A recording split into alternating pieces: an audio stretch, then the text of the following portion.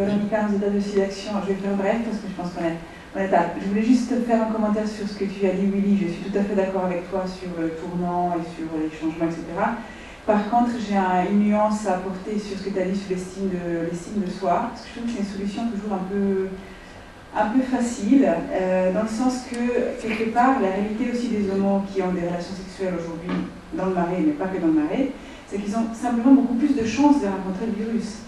Parce que le taux de prévalence dans la population où ils puisent les rencontres sexuelles est beaucoup plus touché. Donc je pense qu'il y a aussi des gays qui n'ont pas de problème d'estime de soi, mais c'est pas pour ça qu'ils ne se protègent pas. Par ailleurs, on a des gays qui boivent le thé vert contre les toxines, qui vont dans la salle de gym parce qu'ils voient, et qui ont des relations sexuelles parfois non protégées. Donc, bon, je trouve que ce truc un peu psychologisant et pathologisant de la sexualité gay, ça me dérange un petit peu, parce que finalement, on ne dirait pas tout à fait ça, peut-être, de quelqu'un qui a une relation non protégée hétéro, et qui probablement ne se contaminera pas, parce qu'il aura très peu de chances, par ailleurs, de rencontrer le virus. Donc ça, c'était juste un commentaire. Et par ailleurs, j'avais provoqué un petit peu, vu qu'une des questions de la soirée, c'était comment vous mobiliser. J'ai trouvé que si ACT UP dépassait, surmontait un petit peu ce côté un peu moralisateur de voir la question de la prévention, je pense que c'est peut-être une piste pour mobiliser un petit peu, notamment au sein de la communauté homosexuelle. Quel a été le propos moralisateur que j'ai tenu? Sur le fait que, voilà, j'ai trouvé que le fait de dire que les personnes qui ne se protègent pas, j'ai senti un petit peu une façon un peu comme ça hautaine de décrire cette situation et de décrire aussi les acteurs de prévention qui doivent faire avec les réalités du terrain où, je ne dis pas qu'il faut dire des conneries comme l'histoire du gel, mais où, oui, c'est protégé tout le temps, c'est pas si facile que ça, et qu'est-ce qu'on fait avec ça? Est-ce qu'on dit simplement, non, il faut mettre la capote, etc., ou se dit, bon, qu'est-ce qu'on fait?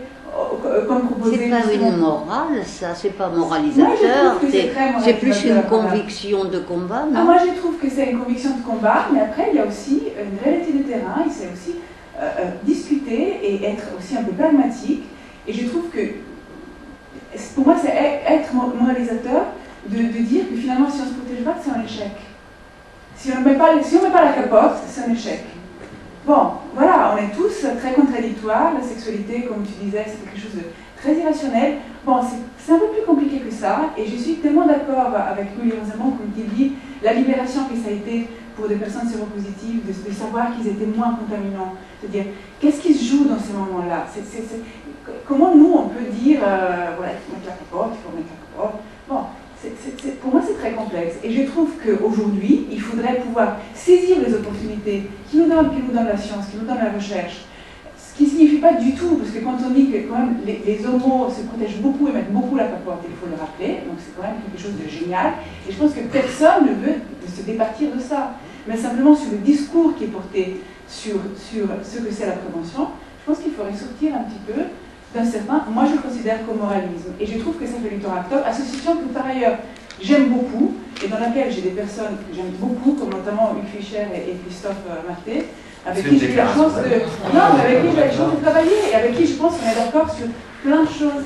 Mais parfois ça m'énerve parce que je trouve que c'est dommage pour vous. Voilà. Mais moi je vais sortir, j'ai fait des gros mots, mais ce qui me frappe le plus, c'est au-delà de la prévention, c'est la solidarité, enfin, je ne sais pas comment appeler ça, le sens de la communauté, ou la solidarité, ou bref, cette idée que oui, aujourd'hui à Paris et dans les grandes villes de France, il y a un gay sur 5, ou un gay sur 6, ou un gay sur 7, donc il y a beaucoup de gays qui sont contaminés, mais qui sont totalement invisibilisés. Moi, je me sens totalement invisibilisé en tant que séropos, et j'ai pas forcément envie, effectivement, d'aller parler de mes problèmes de séropos. On pourrait aborder cette question aussi quand même.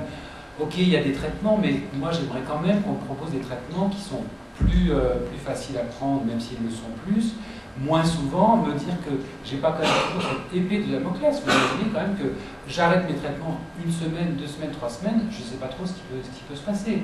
Bien sûr, on me dira, on va en reprendre un autre. Non mais, je vais prendre tous les jours un truc. Vous me parliez tout à l'heure, c'est quoi bon, moi j'ai une perte de liberté. Alors après, on l'accepte pas. C'est ça l'idée, c'est que depuis 30 ans, on a une perte de liberté. Alors, la liberté, c'est aussi parfois justement ça empiète celle des autres, etc. Donc bon, c'est aussi ne pas faire n'importe quoi, bien sûr. Mais la liberté, tous les jours se dire je dois prendre le matin et le soir quelque chose, sinon je sais que peut-être dans 6 mois ou 3 mois, il peut m'arriver des problèmes. Bon, ben voilà, pour moi c'est une perte de liberté.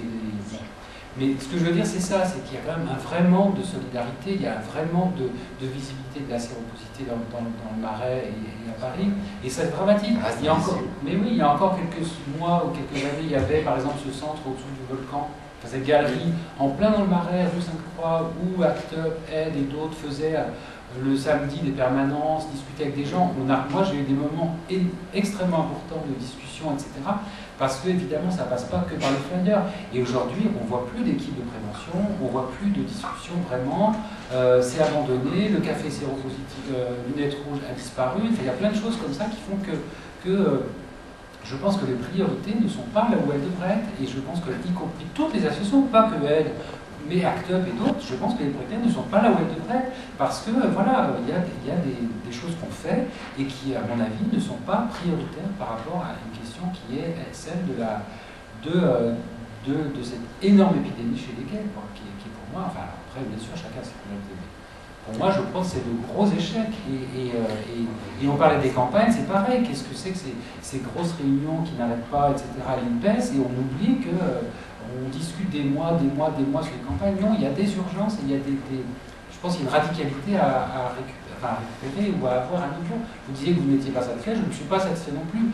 En même temps, on est dans, voilà, maintenant, bon, on est un peu comme des vieux à radoter notre truc. Et puis la jeune génération entre les on est des vieux, mais j'attends vieillir. Moi, c'est pas la pire chose qui puisse m'arriver. Donc, j'ai dit voilà, souvent aux patients, la meilleure chose qui puisse arriver, c'est qu'on vieillisse ensemble. Voilà. Moi, je voulais juste intervenir une minute. Attends, juste une seconde, parce que je ne veux pas laisser. Si j'ai mal été compris, j'ai commencé par dire oui, je voulais pas faire de la psychologie de bazar, pour dire que c'est bien entendu un peu réducteur ce que j'ai dit. Je n'ai pas dit que c'était que ça qui faisait que les gens ne prenaient pas, mais que c'était une des composantes possibles à prendre en compte. Donc je ne veux pas qu'il y ait de... Là encore, n'imaginons pas que les choses sont dues à un événement, et c'est extrêmement complexe, et celui-là est un autre, comme la stigmatisation, enfin bon, et on pourrait débattre, je dis bien, on pourrait débattre des heures là-dessus. Pardon. Il y a 2 prises de parole, donc Catherine et puis enfin, je vais Oui, juste, en même temps, ça loupe mon enchaînement, parce que après Christophe Marté, je veux dire, mais n'oublions pas qu'à l'heure actuelle, dans le monde, il y a plus de femmes contaminées que d'hommes. Et aussi, moi, je voulais on a parlé beaucoup de la prévention, mais j'aurais aimé qu'on parle justement de plus des traitements et de ce qui est voilà, votre point de vue sur ce qui est, voilà, est-ce que le pire est derrière nous ou non, justement, par rapport au traitement, par rapport aux chances de mourir aussi de tas de maladies liées aux effets indésirables des traitements, liées aussi aux effets du virus, etc. Bon. On va peut-être prendre les tours de parole. Ah oui, non, ça, oui. Et puis comme ça, vous ferez une réponse globale. Oui. Oui, bah, parce que leur tour. Moi, je voulais juste réagir par rapport à la prévention. Parce que je travaille avec le Sympho-Sida et je suis sur le terrain très souvent. Alors, on manque énormément de moyens, on n'a pas parlé des sous aussi, on manque énormément de moyens financiers. Là où la personne de SIDAction parlait d'un caractère, d'un côté moralisateur, moi, c'est pas en termes de moralisation que je tournerai la chose. Si on compare le discours d'ACT UP et le discours de Aide, où j'ai travaillé à Aide, j'étais salarié pendant quelques années et j'en suis parti. Moi, j'ai l'impression qu'il y a une manière d'affirmer des choses qui peut être parfois... c'est juste une question d'interprétation. Quand on prend les mots fierté, etc., qui sont mis en avant dans certaines publications, pour moi, c'est forcément quelque chose c'est des mots qui sont tellement forts qu'ils peuvent être très bien pris comme très mal pris. Ce ce que je trouve dommage, c'est qu'il n'y ait pas de... On a des objectifs communs, toutes ces associations-là, et que il n'y ait pas une... alors je ne suis pas dans le monde des bisounours, etc.